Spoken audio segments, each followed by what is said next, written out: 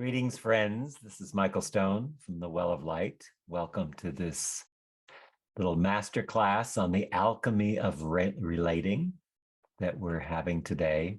And I'm really happy that you joined us.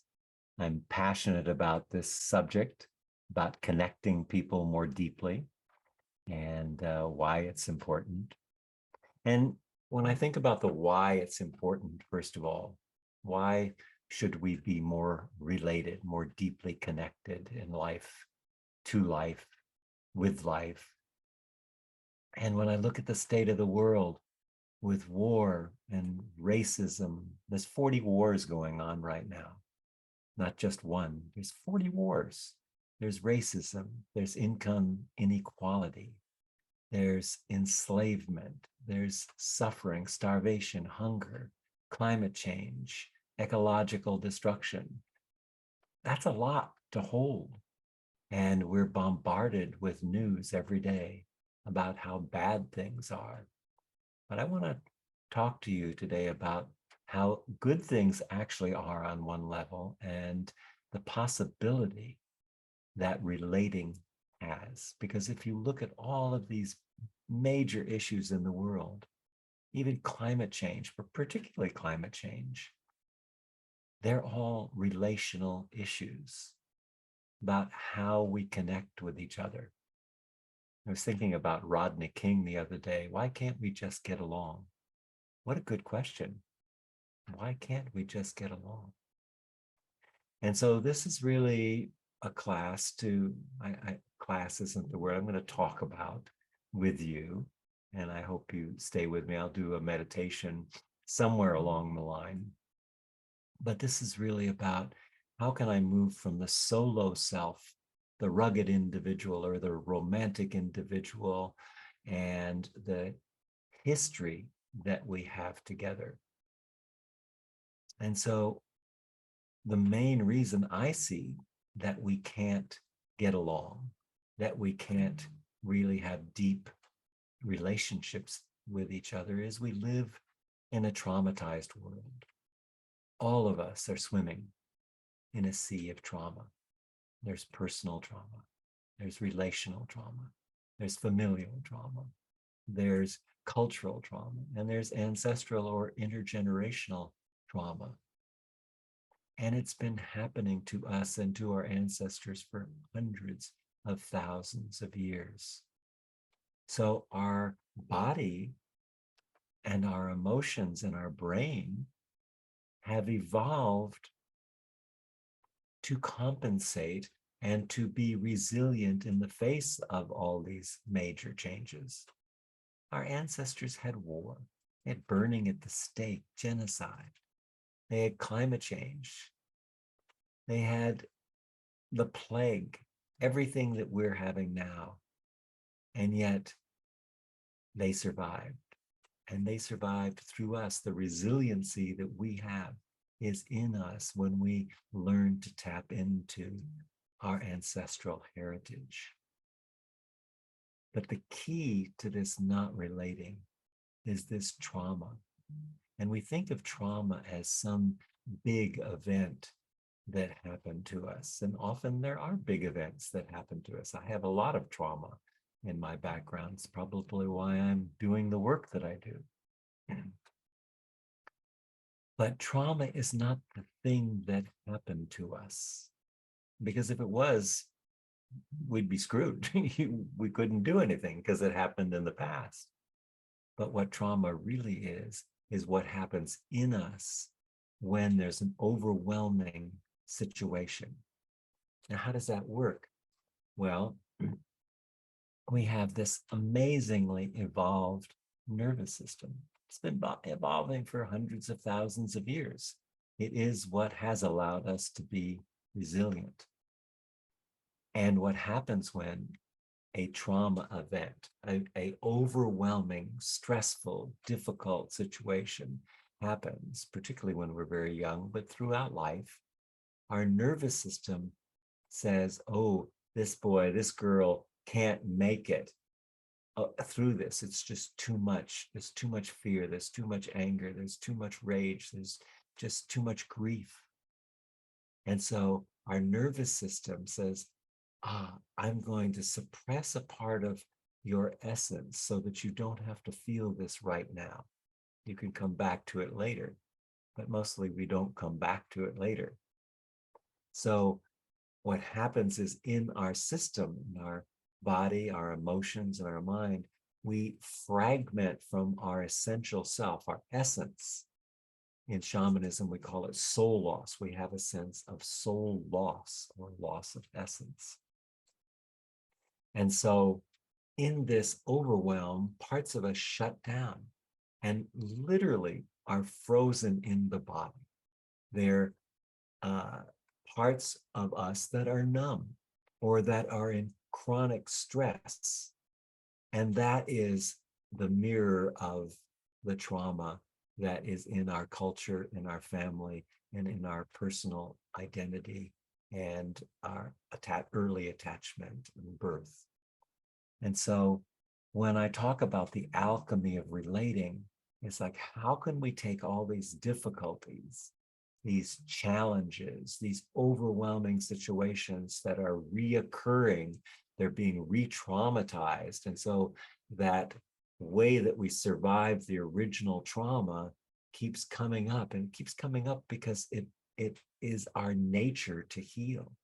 We are designed to heal. Like all of nature, we're not only designed to heal, we're designed to evolve, to grow, and to increase our evolutionary capacity. And we're in one of those moments right now. Joanna Macy called it the great turning, that we're in this place where the structures of our trauma-based society that were created by our trauma-based culture are crumbling. Our economic system, our social system, our medical system, our ability to relate to each other, these systems are all crumbling.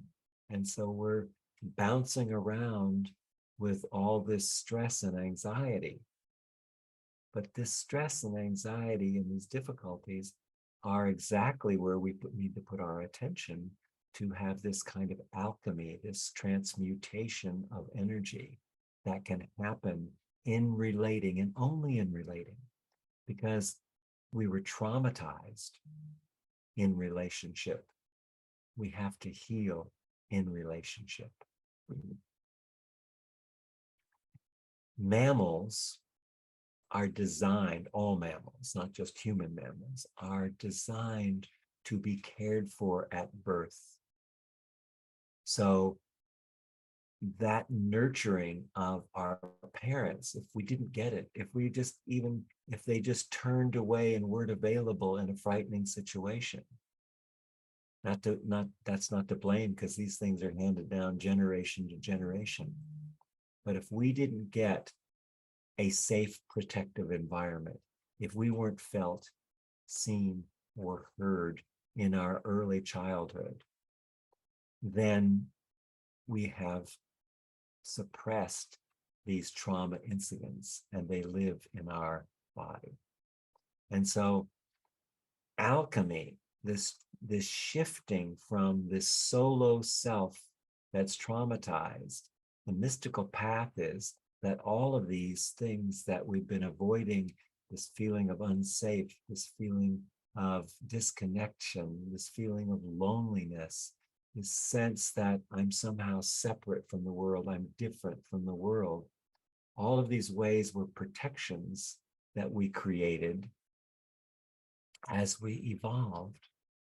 And now the time has come to use those to awaken our not only sense of interconnected and evolved human beings. In other words, we are connected, we are not disconnected.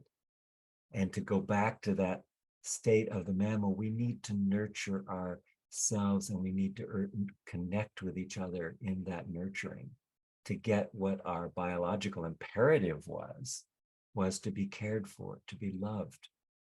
But we're in a society, even if we have the best parents in the world, You went out in the world and you got scared.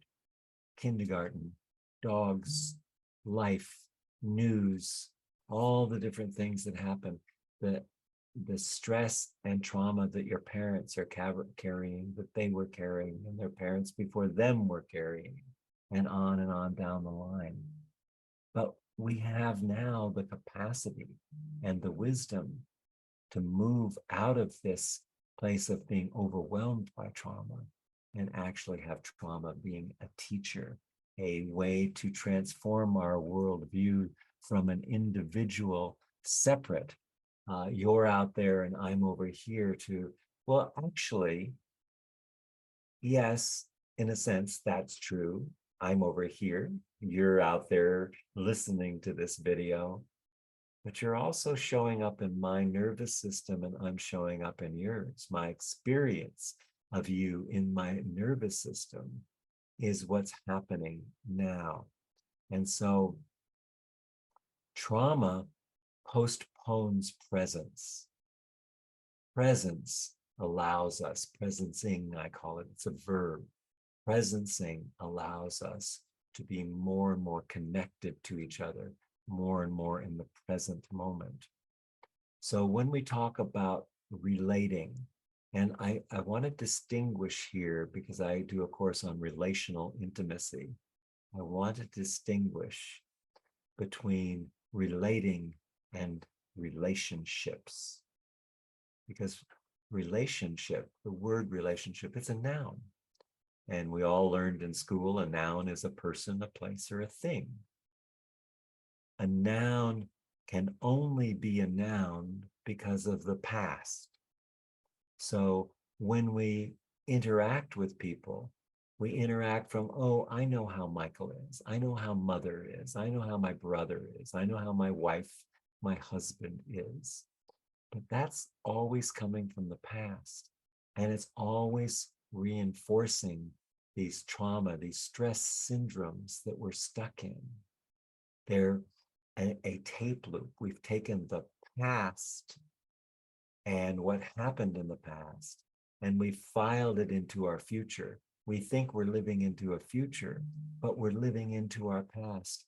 The arguments that go on again and again, the same struggles with money, with people, with work, they're happening over and over again. Why can't I change these things? Why can't, as Rodney King says, well, why can't we get along? It's because we are frozen and numb in certain parts of our body and our emotions from living in a traumatized world. And so we create habits, habitual ways of being in the world, of seeing the world. And these habits shape our perception. They are our perception. They're the lens we see the world through. And so habits are internalized structures that happen, often influenced by trauma, but also by genetics and epigenetics. But all of these can be changed, but we have to move from a noun of seeing people as relationships that I already know to relating being a verb. So when I look at relating instead of my relationship, suddenly there's a new possibility because it's more emergent. It's in the moment. I can be with you in the moment. I go, oh, I left my body. I can come back to my body. I don't know what I'm feeling right now. Oh, if I really look, I can feel my feelings in my body. Not only that, I can feel your feelings in your body, and I can feel the sensations and emotions and thoughts that are happening between us and within us. This is what's called emergent versus non-emergent. So radical relationships or transformational. Sorry, I get so excited when I talk sometimes that because I really want you to get this information. These conversations that we have if we move to an emergent way of being with each other, and we actually are presencing rather than absencing, which is what we do when we have habitual thinking. Instead of absencing, we're presencing, we're becoming more present together. And so that in itself is healing. There's a safety that comes from authenticity. People know when we're not authentic, when we're not real, when we're saying something that we've said many times that we believe ourselves, but isn't actually true. It's true in our belief system, but it's not true in the moment because it came out of the past. So these habitual ways of being that are a product of our trauma, our overwhelming situations, our difficulties in life, we open them up by bringing ourselves more into our body, more into our emotions.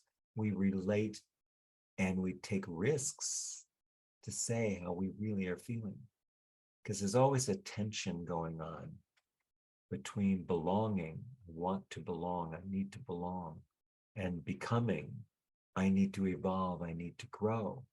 But if my growth threatens my belonging in my relationship or in my family, this happened a lot during COVID because people had different perspectives on what was happening, and people literally were shut out of families. It happened to me. And so when we're looking at these habitual ways of being there that are a product of trauma, and trauma isn't a disease, it's simply what happened to us in a moment of overwhelm. And we create, there's symptoms that come from this. And the first symptom is the symptom of separation. I feel separate. I don't belong. I feel shame. Somehow I'm not in life. I'm waiting for life to happen.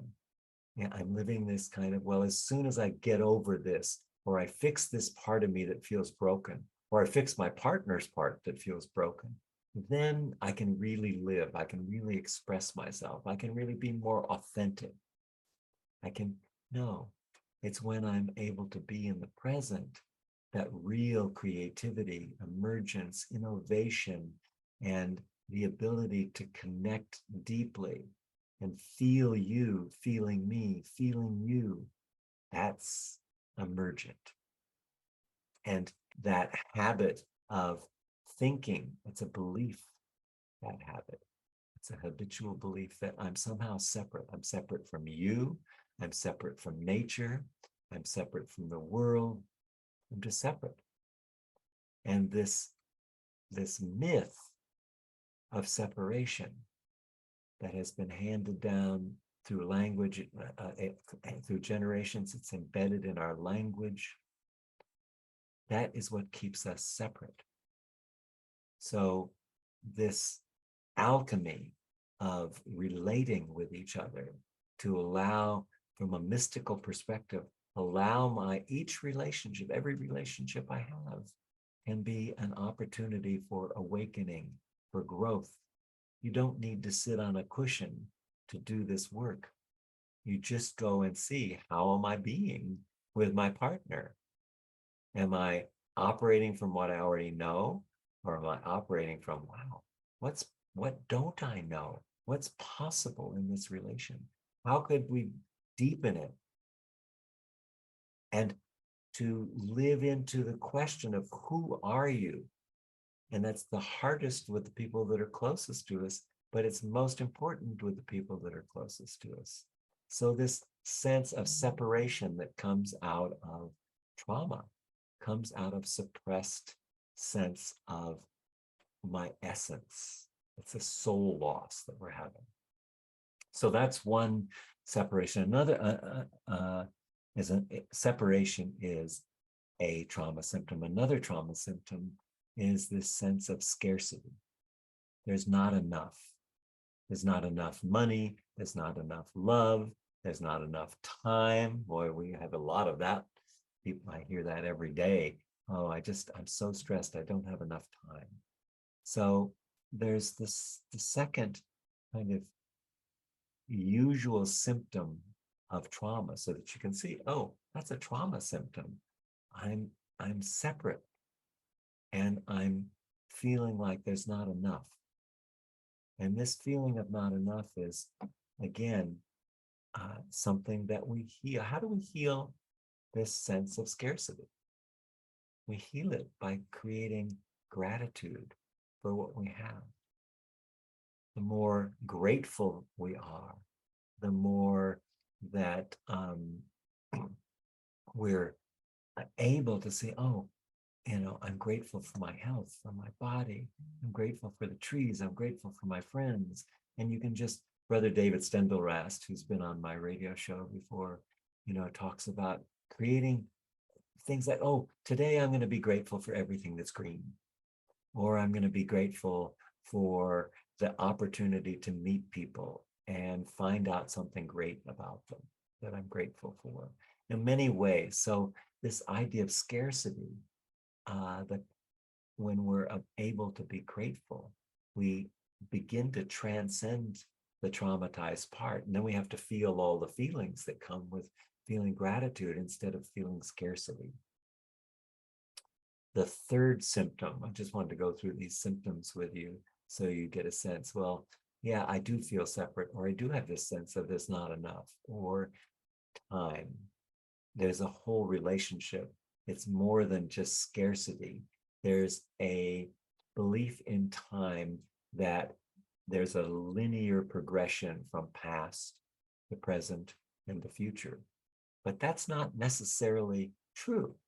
In fact, the Greeks have a completely different, they have the linear time, logos. They have a word for linear time, which we're talking about. But then they have kairos, which is a whole different kind of time. It's like an idea whose time has come, or the fruit is ripe for picking, or this is the time that I am coming out of my trauma trance and opening myself to feel the world.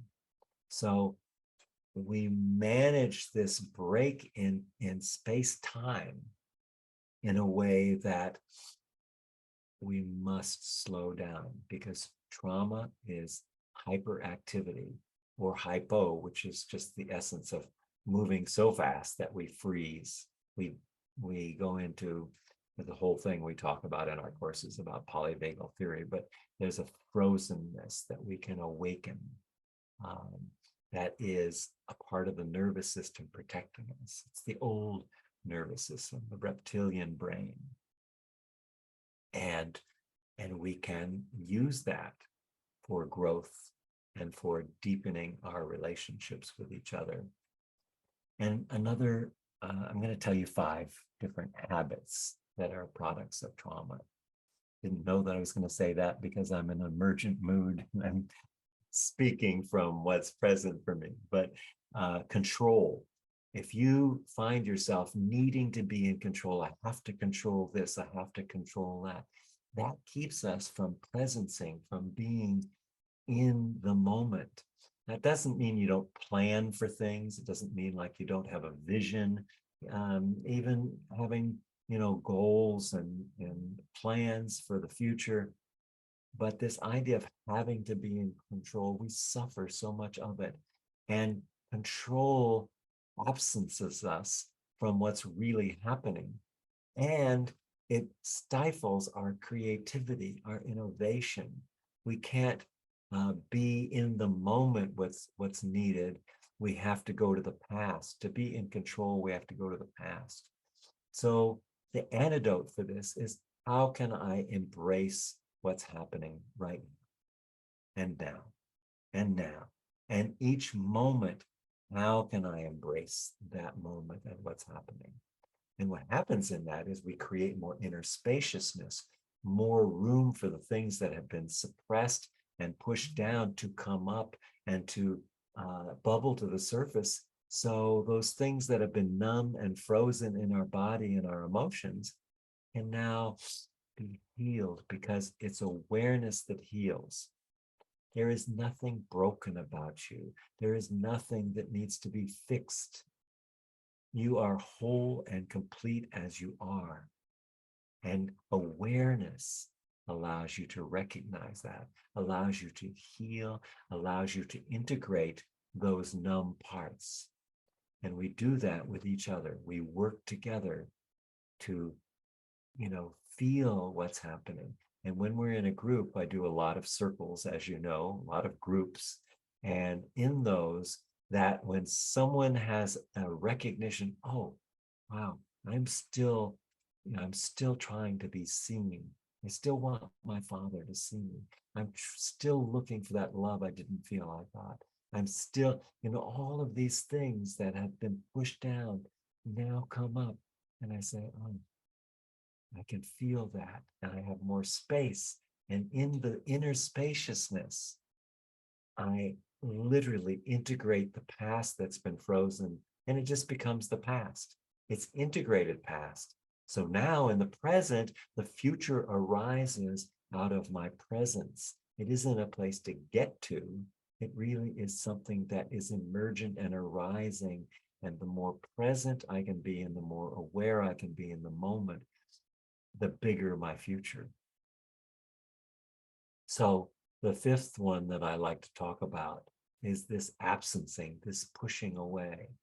You know how you drive a car down the freeway, you're driving for 2 hours, and you look back, what do you remember about that drive? You're kind of on autopilot. And we do that in the world. We absence. And that protects us. It makes us be able to focus, which is a good thing, but it's a focus that's non-emergent. It comes from the past. But presencing as a verb is something that allows us to more deeply be with another, a sacred other. And we begin to break down this solo self, this idea of the rugged individual. Individualism is good, but individuation is good, but individualism keeps us sacred. We need to individualize as we evolve, as we grow. We need to step into our essence and be able to share that and feel that. And that is where our purpose comes from, is from our essence, not from what work I'm doing or for what job I'm doing or, some idea of how I'm going to make money. It has nothing to do that. Purpose is a product of essence. When we can do this deep alchemical relating with each other, we connect at a much deeper level and we see, oh, my purpose unfolds moment to moment in my living life. My ability to move from reaction to life to resiliency, like life begins to move more and more through us. We're a conduit from life rather than happen to us where we're a reaction to life. So I've said a number of things here. I'd like to do a little meditation, if it's all right with you. So maybe we could just take a moment to close our eyes, find a nice, comfortable seat with our feet on the floor, and take a couple deep breaths with me and really allow yourself to settle in. Just feel your base, feel your pelvis on the seat, feel your feet on the floor, and notice your breath. Just gonna simply sit together, and I'll guide you so that we can just awaken our emotions, our felt sense, clear our mind. So the first thing you notice is your breath. There's a quality of the air coming in through your nose. There's a temperature. You bring in just a little breath with short, hot spurts. And you have longer, deeper breaths that go all the way down to the belly. You feel the belly expand and breathe into that. So there's the in-breath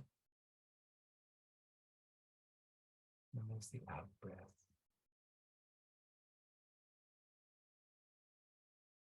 And if we extend our out-breath just a little bit longer than the in-breath,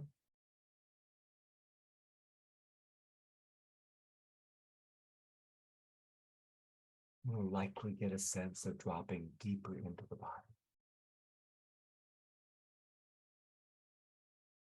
So this is an embodied practice. And then we notice as we merge our awareness and our perception, we begin to notice there's movement in my body. There's an aliveness. There's a flow. So just get a sense of feeling that movement, aliveness, and flow in the body.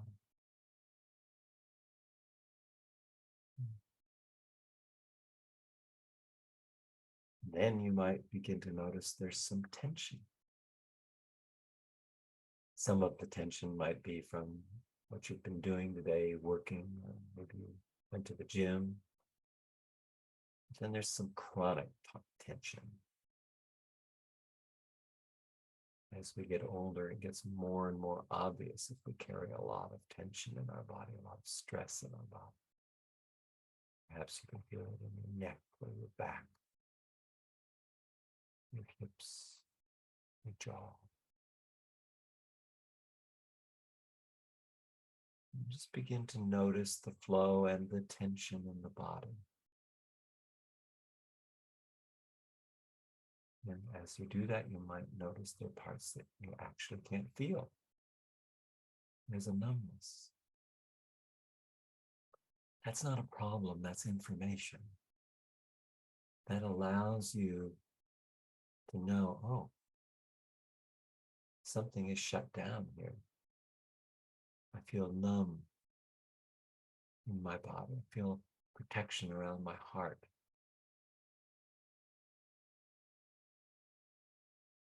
My back. Just notice any numbness. So the first step to radical relating, to really connect deeply with someone else, is to connect deeply with our body.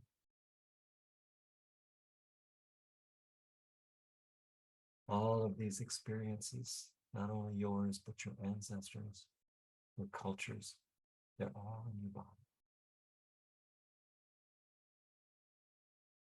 So you might feel a tightness or a cramped feeling in your body.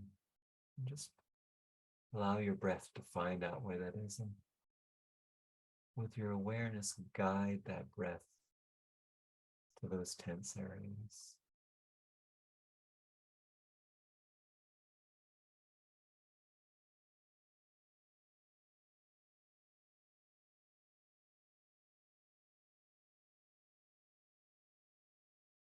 Just allowing yourself to get a felt sense in how it shifts and changes.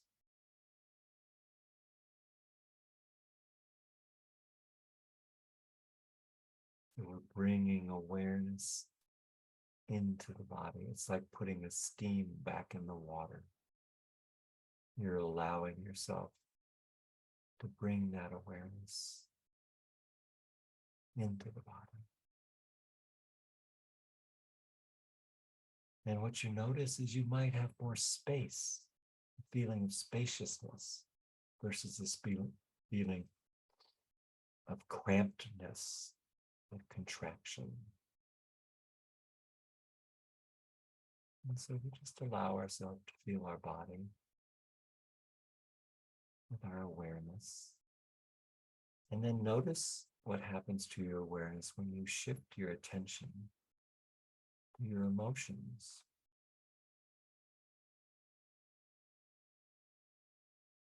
not the emotions that you think about, but the emotions that are actually in the body. We bypass feeling emotions by thinking them. We have the same cortisol and secretions into the body, same physical impact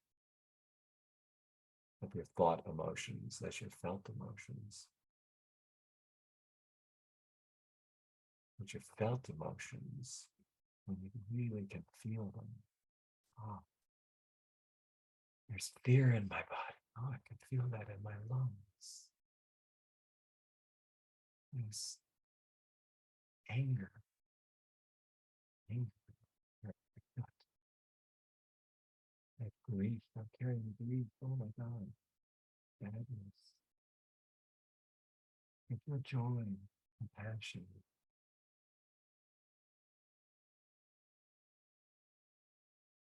When we can lean into the world of emotion, emotions are the fabric that connects us with life. But many of us are numb. Perhaps right now you can't feel any emotion. And that's okay. That's really important information. Oh, I've actually numbed myself to where I can't even feel my emotions anymore. I can think them, but I can't feel them in my body. That's where emotions live. So I get a felt sense of my emotions.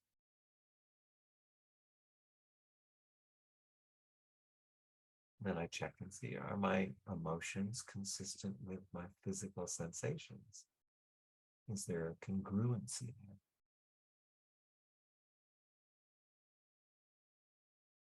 And the same with the mind.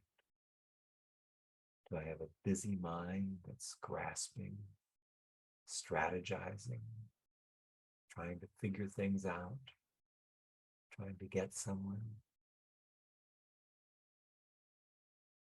Or as I bring some stillness and spaciousness into my body, do I calm down and quiet?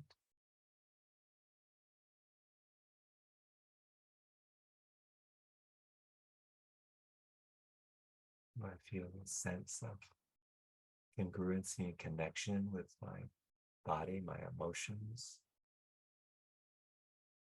and my mind?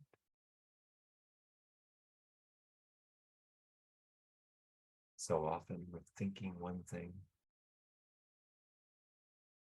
feeling something else with an emotion, and sensing something completely different in our body. But for authentic relating,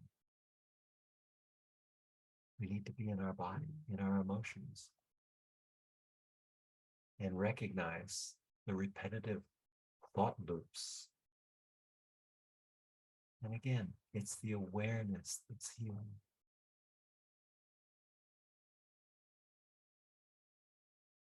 So you might be feeling a little more spacious, a little more grounded. And let's just take a moment to contemplate on where I include life in my life and where I exclude life. Life being other people, nature, situations, whatever's unfolding. Do I push the things I don't want away? Or do I allow myself to feel them and bring awareness to them?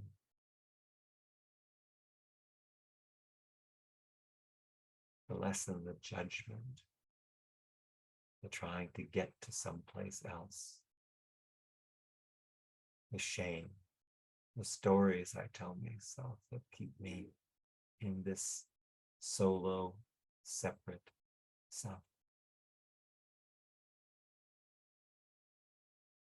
Let's just take a moment to see if we can feel some of the spaciousness. There's a vertical and a horizontal sense of relatedness.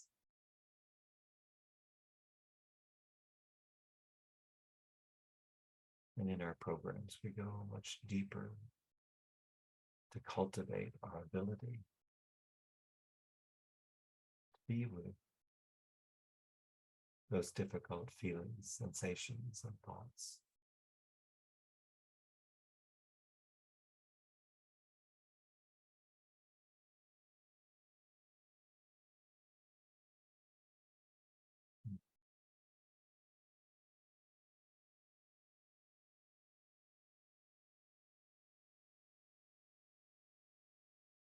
And then as you're ready, just begin to feel your fingers and your toes. Bring yourself back fully in your body. And softly open your eyes. And welcome back. I hope you enjoyed that meditation. Our work is very much around meditation, contemplation, prayer. So much more to say about the alchemy of relating. We do have an upcoming course on relational intimacy. We'd love it if you would join us. I'm doing more and more not online work. So I did this last year and we had rave reviews from people. You don't have to have a partner to do it because everyone in the world is your partner in some sense. So that course that I'm talking about, you can find out more by going to thewelloflight.com and going to relational intimacy. That's welloflight.com and relational intimacy. And it officially starts on November 7th. So love to hear from you. Love to have you join us in that. So thank you so much for participating in this masterclass today. And I hope to see you soon. Much love to you. Bye for now.